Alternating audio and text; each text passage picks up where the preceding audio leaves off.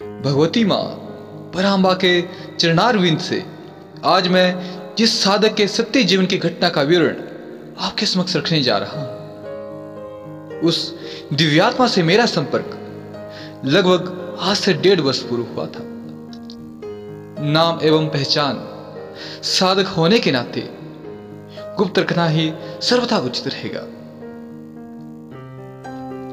जब प्रथम बार साधक से मेरी मुलाकात हुई तो वह मेरे विषय में कुछ नहीं जानते थे।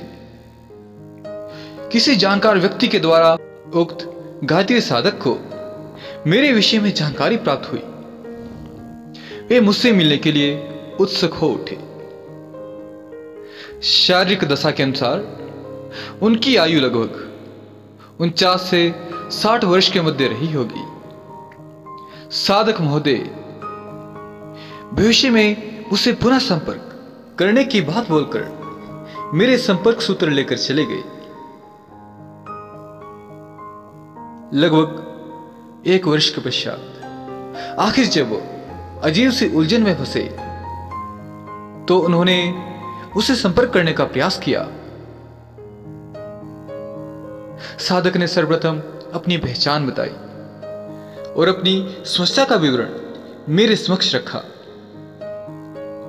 साधक महोदय के शरीर में कुछ अलग प्रकार के बदलाव हो रहे थे जिसे वह साधक समझ नहीं पा रहा था। उन्होंने अपनी वह समस्या मेरे समक्ष रखी। उनके साथ हो रही अनुभूतियों को मैं तुरंत भाप गया, क्योंकि वह बदलाव कुछ और नहीं, कुंडलिनी शक्ति का प्रभाव मात्र था। कुंडलिनी शक्ति के उदरगमन होने से उस साधक की यह विचित्र दिशा हो रही थी। या तो वो योग विद्या का आश्रय ले बैठे हैं या फिर किसी मंत्र शक्ति का। मैंने अपने मन में यह प्रश्न किया। मैंने पूछा कि क्या आप किसी मंत्र का जप करते हैं? यह सुनकर पहले तो साधक महोदय सकपका गए, क्योंकि कोई भी साधक अपने रहस्य को एकाएक ऐसे प्रकट नहीं करता है। बाद में उन्होंने कहा कि हां, मैं विगत 15 वर्षों से गायत्री महामंत्र का जप नित्य कर रहा हूं। इसकी शुरुआत कैसे हुई? मैंने प्रश्न पूछा। इसकी शुरुआत हिमाचल प्रदेश के जिला चंबा में वर्तमान राज परिवार के सदस्यों के द्वारा गायत्री महायज्ञ का शुभारंभ करवाया गया था, जिसे संपन्न करने हेतु भारतवर्ष से अनेक विद्वान आए हुए थे। गुरु के निर्देशानुसार मैं भी उस यज्ञ में ब्राह्मण के रूप में सम्मिलित हो गया। 1 माह तक चले उस महायज्ञ में मुझे कई दिव्य अनुभूतियां हुई। उसके पश्चात मैंने गायत्री मंत्र को जीवन भर जपने का प्रण ले लिया। साधक महोदय आज भी प्रातः ब्रह्म मुहूर्त में उठते हैं और गायत्री मंत्र की नित्य 21 मालाएं करते हैं। यह क्रम लगातार 15 वर्षों से चलता आ रहा है। उनका ब्रह्मचर्य अखंड हो गया। वाणी दिव्य तेज युक्त हो गई। वाणी में ऐसा प्रभाव आ गया कि वह जो भी बोलते वह सत्य सिद्ध हो जाता।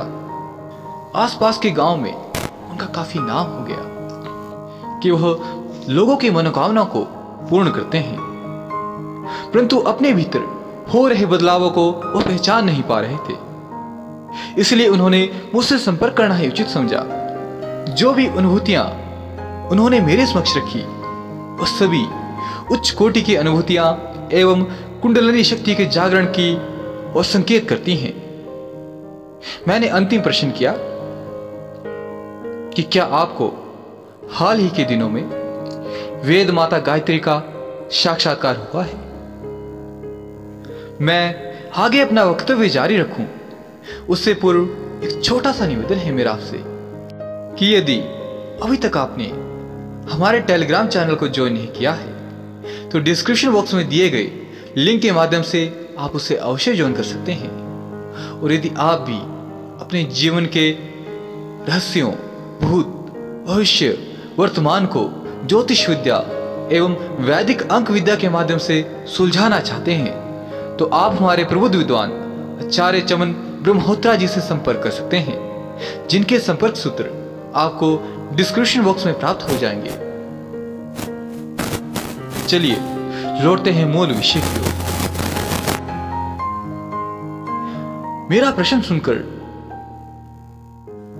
वह फपक फपक कर रो पड़े एवं रुंधे हुए गले से उन्होंने साक्षात्कार संबंधी कुछ रहस्य मेरे समक्ष रखे एवं देवी के स्वरूप का दिव्य व्याख्यान मेरे समक्ष किया। उनकी बातों को सुनकर मैं अभी भावविभोर हो गया। जब उन्हें साक्षात्कार हुआ वह समय प्रातः के 6 बजे के आसपास का था। साक्षात्कार तो साधक महोदय ने प्राप्त कर लिया, परंतु कुंडलिनी के द्वारा पैदा हो रही ऊर्जा एवं हलचल को समझ पाने में असमर्थ थे। जब मेरे द्वारा उन्होंने कुंडलिनी शक्ति के रहस्य को जाना, समझा, तो उनकी साधना और प्रबल हो गई है और उन अनुभूतियों को समस्या ना मानकर ईश्वर का प्रसाद समझकर स्वीकारने लगे हैं। वह मुझे आशा है यह घटना अवश्य ही साधकों के जीवन में प्रेरणादायक सिद्ध होगी। मैं अब अपने शब्दों को विराम देना चाहूंगा।